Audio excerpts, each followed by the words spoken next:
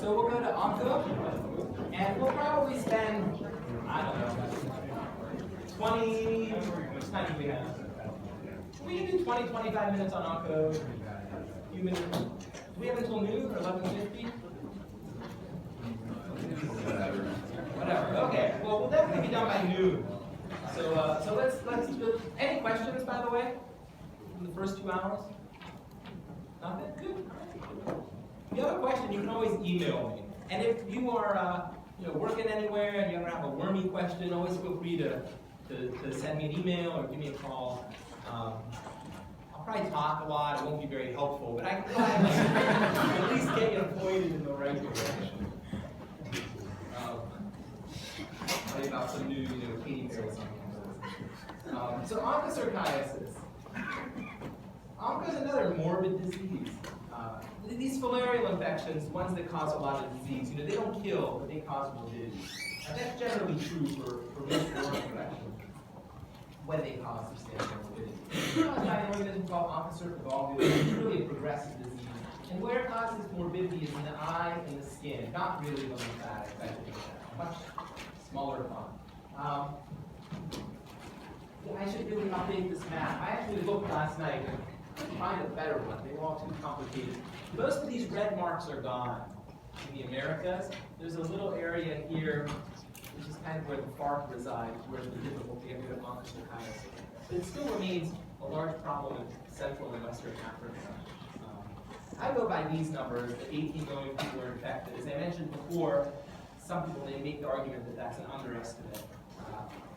Not everyone's symptomatic. It probably causes severe itching of 4 million, and blindness and severe visual impairment of 2 million.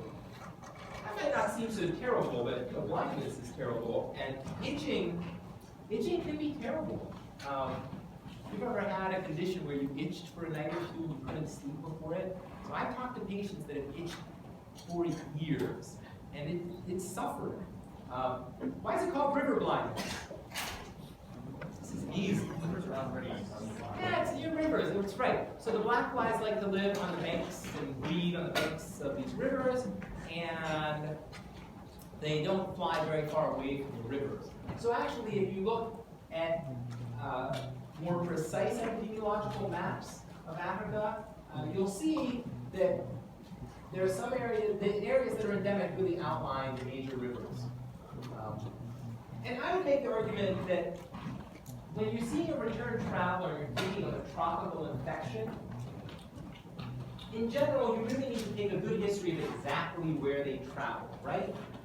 In general, like for example, someone can go to Ecuador and they can have a trip where they may as well have gone to Bethesda, right? And essentially, their exposures are almost the same as if they've gone to Bethesda, or they can go to an area of Ecuador where it's very rural and there isn't running water, and the likelihood for exposure to some of these tropical infections is much higher. Okay, so the vector here is black flies. The genus name is Simulia. And they're very interesting worms. The adult females are really long. They can be up to 80 centimeters long. That's long. And they live in the subcutaneous tissue. But it's not as though someone has a worm going from their clavicle to their hip. It's more like someone took a worm and balled it up. Or imagine you take a piece of floss and then you roll it into a little ball. And then you take that ball of floss and you make a cut and a little subcutaneous pocket and you jam it in there. That's what the onco nests are like. Okay? And there's usually several females in a nest. The males are much smaller, about 3 to 5 centimeters in length. And they'll go and they'll inseminate the females and hang out with them for a few days. And then, it's time to move on. And then they'll migrate through the subcutaneous tissues and they'll go to another nest. And then they'll do that. And these are very long-lived, readily for 15 years.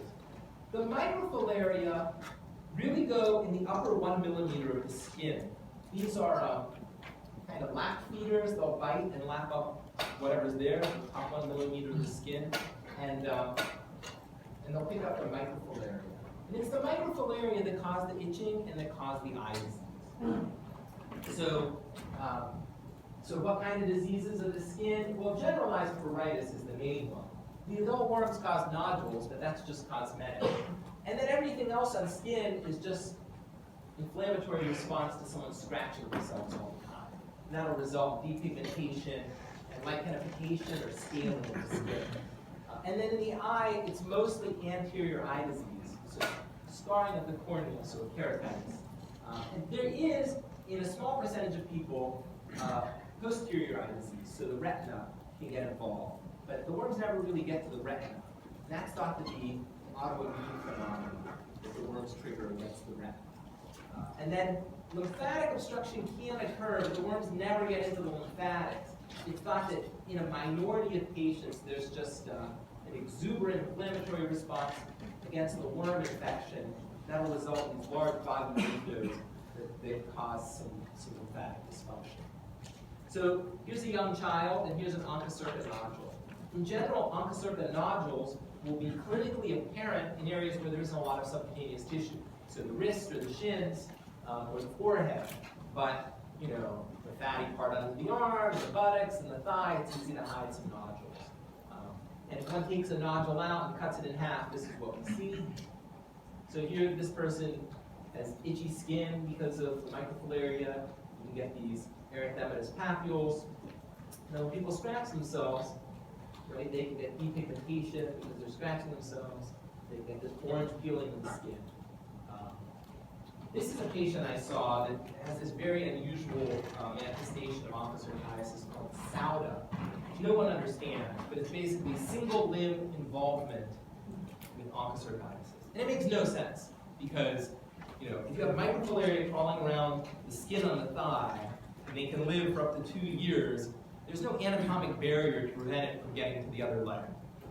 But for some reason, some people present like this, where they have single limb, and it tends to be very severe involvement. So this girl was around 11 or 12 years old, and these are her, her popliteal fossa, so these are the backs of her knees. So she's standing away from us, and these are her calves. Doesn't elephantitis usually prevent pneumonia as well? Yes, but that's a little different, because there, the disease process occurs because of dysfunction of the lymphatics. And what we think happens is that the limb that gets inoculated is where the worms settle for the most part. And in that case, they actually tend to be right in the afferent lymphatics. So right before you get the lymph nodes is where the adults tend to live. And so we haven't published it, but our manuscript's ready to go out. So when we infected our ferrets in 1 foot, and then we looked for worms, we dissected the whole body. And I think we infected with 150 L3s we would inject into the foot, and we would generally get around maybe 20 adult worms. About 90% of those would be in the upper lymphatics, the inguinal and femoral lymphatics of that leg. And then 5 to 10% were in the inguinal and femoral lymphatics of the other leg. So some of them got over.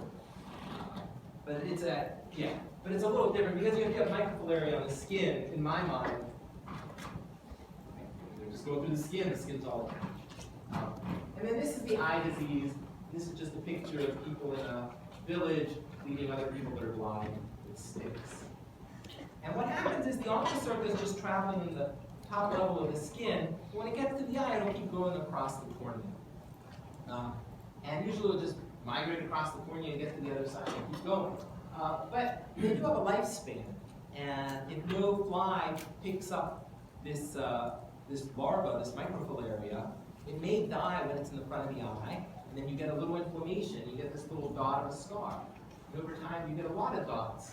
So that's called a punctate keratitis. It looks just like a spark from welder's injury, okay?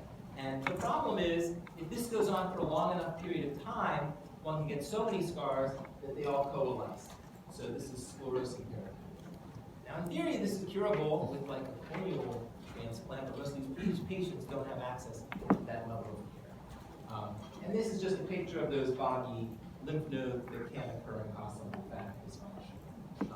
I used to think it was weird that one could get so much scarring on the eye that it causes blindness. But then I read this article, and it gives an estimate of how many microfilaria someone with onchocerciasis has. So, kind of argues that a person might have a dozen nodules or so. In each nodule, there's going to be a certain number of adult worms and a certain number of males. And then it said, well, look, each female can make about 1,000 to 2,000 mFs per day. And so the total number of microfilaria this person estimated in the body could be up to 150 million.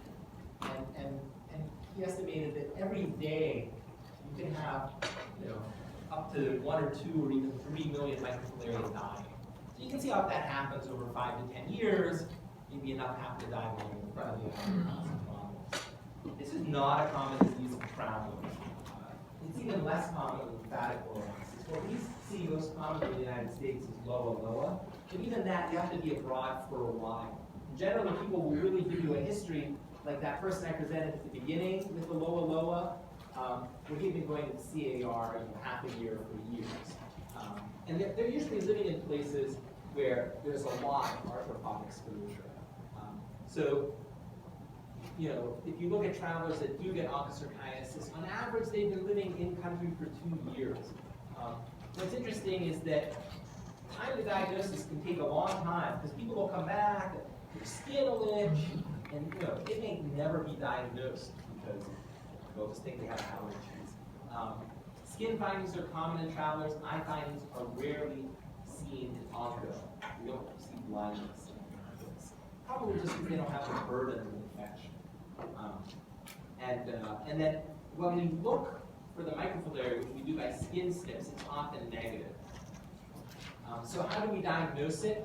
Well, we can do an antibody test. Now, I mentioned before that there's a filaria serology test. That test is done at commercial labs, and it's done at Tom Nutman's lab at NIH. It's actually looking for antibodies that react with a crude extract from Brugia malayi worms, which is a cause of lymphatic filariasis. But filaria serology as a test will be positive in people infected with lymphatic filariasis, Brugia or Brugia, onchocerciasis, or loa. So it's a great screening test. Basically, that Brugia extract is cross-reactive with antibodies from people infected with onco and loa, as well as all the major causes of outbreak. So it's just called a filaria serology test. There is an antibody test that's more specific for onchocerca. It's called an OB16 antibody test, but it's less sensitive actually.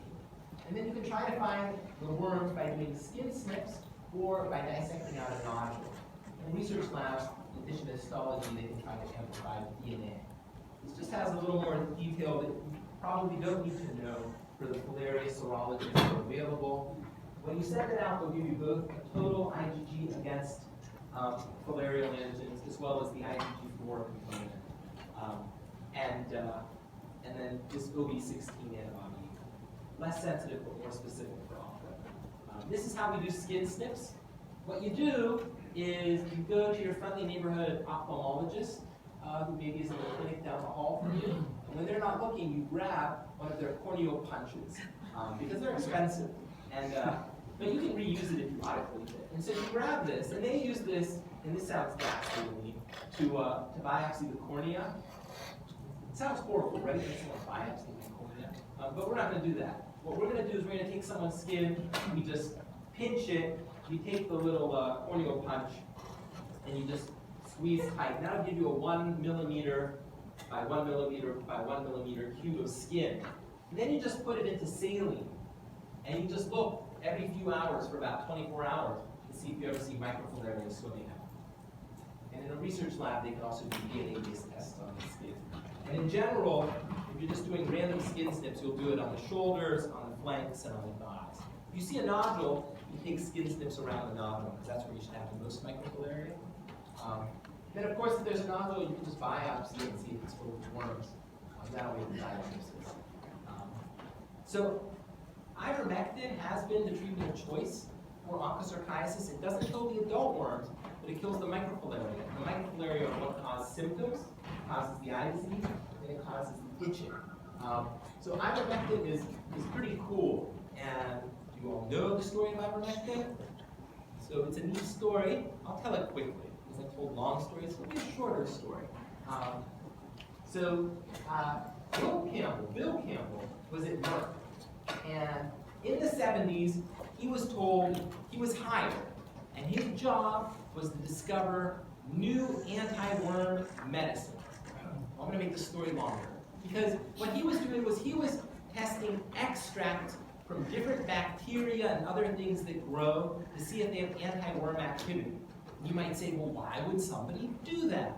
Why would somebody do that? Sounds nutty. Why would you take a living thing, squeeze its juices out, and see if it has properties against other microorganisms? That's how we discovered penicillin. That's how we discovered penicillin, right? So Fleming did that with penicillin, right? He had a plague, he was growing bacteria, it got contaminated with fungi, he looked at it.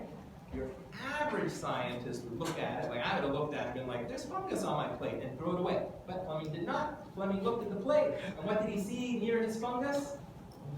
No bacteria near his fungus. And he said, oh, maybe the fungus is making something that's killing the bacteria. He squeezed the juices out. Now, with a lot of other scientists, including Americans, it's a very exciting story.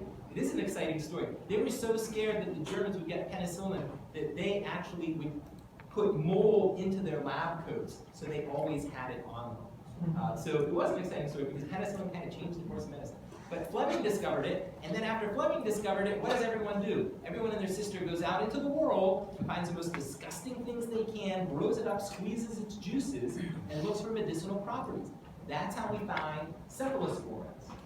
So what do drug companies do? Well, drug companies have banks of organisms and supernames from those organisms, and they screen them for medicinal properties. Makes sense, right? If you're living in the soil and you're a worm or a fungus or a bacteria, you're going to make things to like kill other microorganisms because you want your space, right? So anyway, Bill Campbell for 5 years tested unique bacterial cultures for anti-parasitic activity and never got a hit. 5 years. Can you imagine that today? Like I'm writing an NIH grant. We've been working on this for 5 years, and so far we have no hits, right? We've not been funded. But it takes patience. And eventually he found something that hit and had anti-helminthic activity. And that was from a filamentous bacteria, from Streptomyces, that had been found from the rough of a Japanese golf course. And I'm not kidding. It's the only time that bacteria has ever been found. And it's called Streptomyces avermentillus, because it was named after that. The Streptomyces that helps create Aver in this condition. And so there's a book that talks about this discovery, and the author of the book says, oh my gosh, this is a ridiculous discovery, and it's completely lucky, because if they had dug dirt from the 9th tee rather than from the fairway of the 13th hole, they would have missed it completely.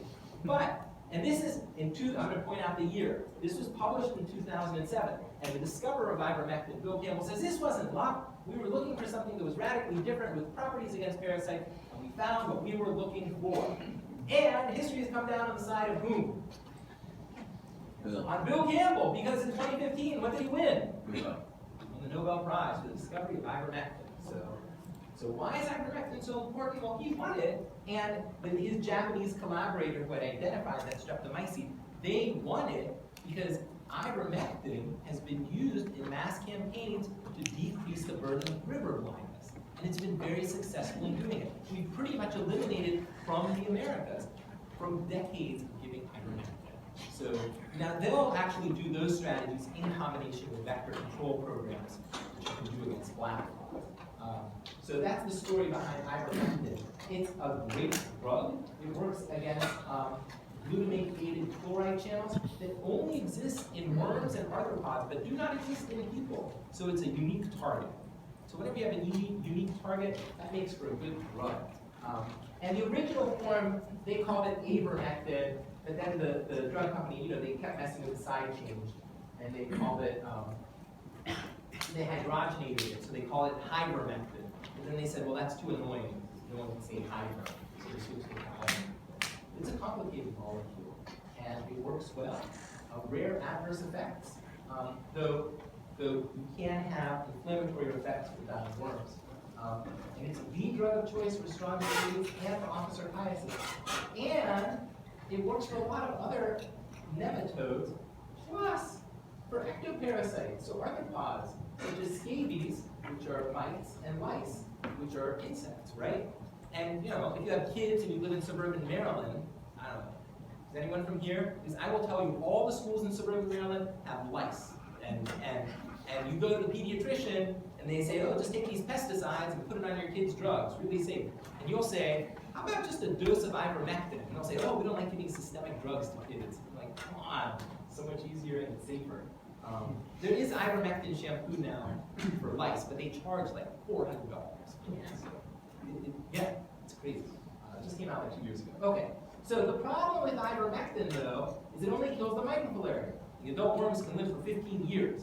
So we used to treat onchocerciasis by giving someone ivermectin, and then every 3 to 6 months treating them again. And you would do this for years, and no one knew when to stop. You'd wait until the acidophilus went away, but then you'd ask people, do you still itch? And you know what happens when you ask people if you itch? They itch. Because if I ask you now, are you itching? A little itchy. So it was hard to know when to stop. So, is there something inside Onchocerca worms we can target? It's not wormy. But if we get rid of it, it'll kill the worm. Anyone? Look at all the fun things there is in the world of worms. You know what these worms have inside of them? They have obligate intracellular endosymbiotic bacteria called Wolbachia. So there are Wolbachia in these worms. And it turns out you can treat them with doxycycline. And if you do that, the first reports that came out said, hey, look, these worms, they have bacteria in them that they seem to need. And when we treat them, so this is an immunohistochemistry, so an antibody-based test against the histological specimen. So this is the uterine tract of the onco worm. Inside the uterine tract, there are microfilariae. Out here is, but still within the worm, these are Wolbachia bacteria. And they treated for 6 weeks with doxycycline. The bacteria are gone, and what else is gone? Microfilariae gone. So the first studies that came out, this was published in The Lancet in 2001, and they said, whoa, if we give tetracycline, we sterilize the worms. And then they went back 2 years later, and when they dissected out the nodules, they found ultimately those worms ended up dying. So 6 to 8 weeks of a tetracycline kills Onchocerca worms. And you know what's super cool about that? Who discovered tetracycline? Yellow Brigada Super Rally guy who discovered DC. It's really, like, if you think about it, it's amazing. It's actually Benjamin Buter's lab, but still, they did it together. Okay, now, how about other filaria? Does lymphatic filariasis have bacteria in it? It does. Brugia and Wolbachia also have Wolbachia. And if you treat for 6 to 8 weeks with the tetracycline, you kill the adult worms. So what's happened in the world of onchocerciasis in the United States? It's not an official recommendation. But most people, they'll give some ivermectin, and then they'll give 6 to 8 weeks of tetracycline as well. That's just what, but eventually there's going to be formal recommendations. There are no IDSA guidelines yet for the treatment of filariasis. So this is not a huge problem in the United States. The global campaigns are not using tetracycline. They're not using tetracyclines because they like to give single dose, they like to watch people get it. Also, you can't give tetracyclines to children. You can't give tetracyclines to pregnant women. And there's concern that it'll be kind of misused. But you can make a pretty good argument for like giving men and women of non-childbearing age for 6 to 8 weeks. But the programs aren't adopting that as like universal treatment. Do we have onco in the United States? So we don't have oncovolvulus, but you should be aware there were a couple of reports last year of zoonotic onco in some states out west. And it turns out it comes from wolves. It's called Onchocerca lupi. And people presented with nodules, but the nodules weren't subcutaneous. They were really deep in the tissue, and in several of the cases, deep in the neck near the spinal cord. I mean, there are these zoonotic infections that pop up every once in a while. All right, so now just very quickly on LOA. LOA is transmitted by Chrysops flies. The microfilariae are bloodborne. The adult worms are in subcutaneous tissues, mostly in Central Africa. A lot of people are asymptomatic. Some people get these migratory swellings. Some people actually have the worm crawl across the front of their eye. Remember, African eyeworm is not a cause of blindness. Onchocerciasis, where the microfilariae go across the front of the eye, that's the one that causes blindness. This one, when the worm crawls across the front of the eye, you know what it does? It just annoys people. It feels like there's a big worm in the eye. They go, how do you feel? It's like, It's like I got something in my eye. It's a worm. So this is a patient I saw who had a calabar swelling as I was seeing him. And that was fortunate because people don't, when they have calabar swellings, it's not a daily occurrence. Like this gentleman used to have his swellings every 6 weeks or so. But it just so happened he came to clinic and he happened to have a swelling. And you see, his left hand is bigger than his right hand. I should mention the case I mentioned at the beginning of, around 10 in the morning, where I talked about the story of love and worms, and I said that patient had been completely asymptomatic. He actually described, I said, did you ever have any swellings anywhere? And he said, once 4 years ago, my hands got swollen like a balloon, but then it went away after a day or two, and I ignored it. So he had had one calabar swelling. But some people it'll happen, every month or so. And it looks like soft and doughy, and I always thought, I don't know, it would mush in like dough. But the ones I've seen, which is 2 for sure, 2 definite ones, they were really hard. And this is what the eyeworm looks like. In general, if someone tells you that they had an eyeworm, you want to see that it's on their phone, because no one's going to have a worm in their eye and not have it on their phone. And delusional parasitosis is just very common. It's a totally different topic. It's on the range of obsessive compulsive disorder, people who think that they're infected with worms. I mean, we get this routinely. Far more in our clinic than actual worm infections or referrals for delusional parasitosis.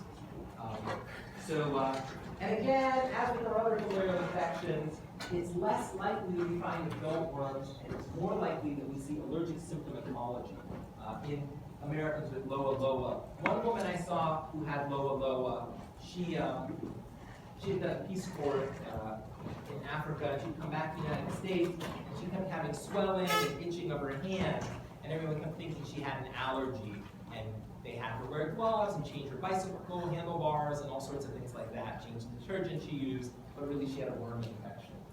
So you can see travelers, 95% of travelers with LOA will report calabar swelling, whereas people that likely had the infection for a very long time, only 16% report calabar swelling. Eosinophilia more common in travelers, less common in people who have that. So how do we diagnose it? We do not have an antigen test or an antibody specific for LOA loa. The filarial antibody test, which is the antibody test against Perugia, is positive in people with LOA loa. So filarial serology is a good way to go. Certainly, if you see a worm in the eye. Now, are we oversimplifying? Yes, because a worm crawling across the front of the eye in the United States, it could be something someone acquired while abroad, but it could also be one of like 15 different zoonotic infections that have been reported to occur in the United States that go across the front of the eye. But in general, in the world, the most common cause of eyeworm, by far, is LOA loa. And then there's, presumptive diagnosis is like someone with new allergies, maybe they have some swellings, and they have filarial serology positive, and they were in an area for a long time that's endemic for LOA.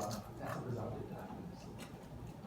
And then there are different characteristics of the microfilariae in terms of whether they have sheath or not, how far out their nuclei go. I don't think you need to know that. The treatment of choice is DEC, and interestingly, LOA loa does not have Wolbachia endosymbionts. So you can't treat it with doxycycline. So how about Mancinella?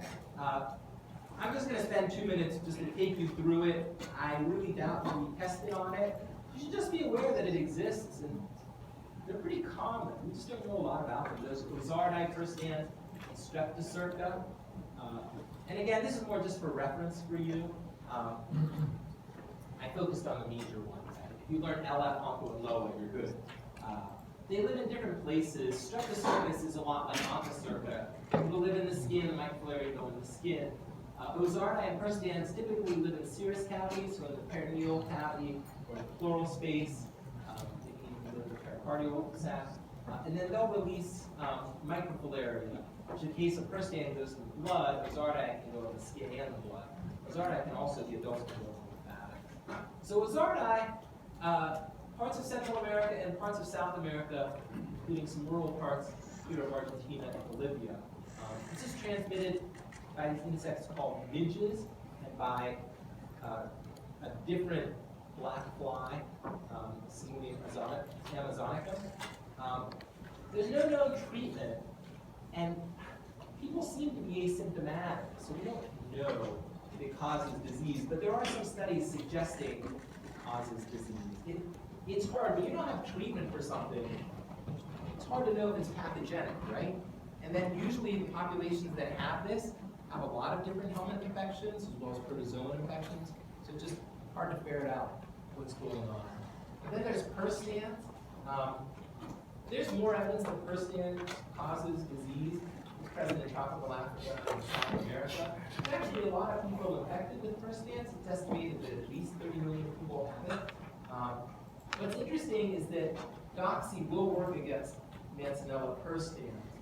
And that was shown a while ago. So I imagine someone's going to isolate a population of people who just have perstans and see if they have some system that you can demonstrably show improves if you eradicate the perstans.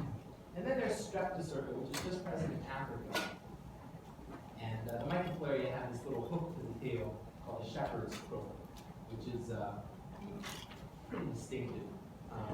And it'll cause a disease like onchocerciasis, which is basically an itchy skin syndrome. It doesn't really cause eye itching. And that can be treated with a really long course of disease. All right, so just to summarize our 2 hours of filaria. Filaria are vector-borne, tissue-invasive roundworms that cause substantial morbidity. We can understand filarial diseases if we know the anatomic location of the adult worms and the anatomic and temporal locations of the microfilaria.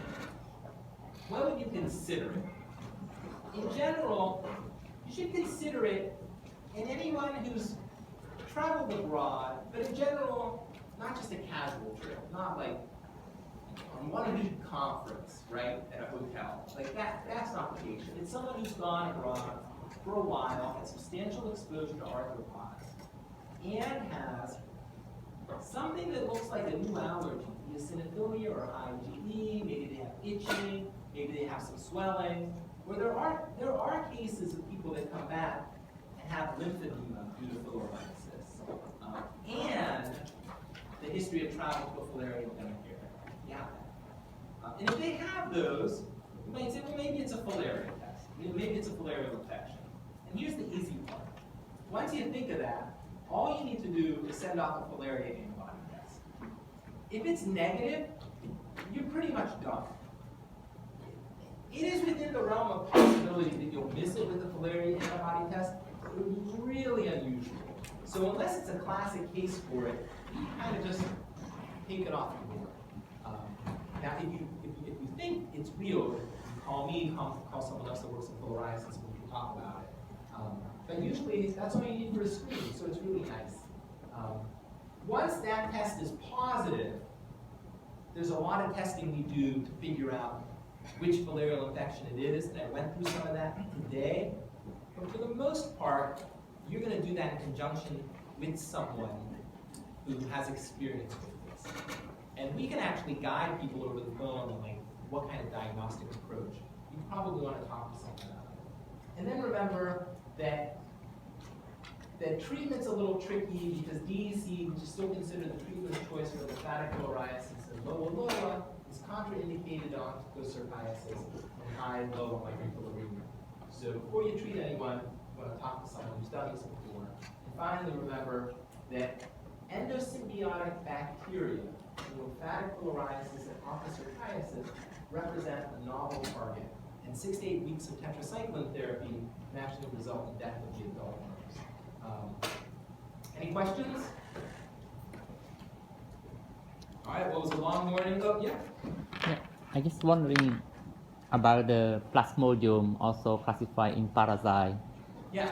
Well, Can so- the ivermectin What? affect to the Plasmodium too? Is there a what aspect? The ivermectin drug. Oh, does ivermectin? Well, ivermectin, as far as I know, has no activity against Plasmodium or any protozoa. Is that your question? Yeah. Yeah. So I don't think it does. I sometimes think it's a little unfortunate that protozoans and helminths are clumped together because if you look in most textbooks, and they'll have a chapter, parasites. And for parasites, what we need is helminths and protozoa. But if you think about it, it doesn't really make any sense. They're both eukaryotic organisms, right, that infect people. The helminths are multicellular, the protozoans are single cellular. But other than that, there's like no similarities between them. If you think of the definition of parasitism, a bacteria that's living on my body and causing me suffering is as much a parasite as a hookworm, right? The reason I don't like that the textbooks combine helminths and protozoa into the category of parasites is because the lessons of helminths have nothing to do with the lessons of protozoa. So having eosinophilia, having itchy skin, those are not what we see in protozoan infections. People with malaria don't exhibit eosinophilia, they don't exhibit IgE, just totally different. It's just kind of historical that they get clumped together. And ivermectin doesn't work. I just share my idea because right now the Bill Gates Foundation, they are interesting for ivermectin to do malaria elimination. Is that right? Maybe they're doing it for effects on arthropods against the vectors? I don't know if Yeah, it's it's in the picture. Well, they might be doing it for that. I'm just not aware of that, but I believe you if they're doing that. Because it does work against a lot of arthropods. So I'll try to read up on it. The ferret work I showed you was founded by the Gates Foundation, the development.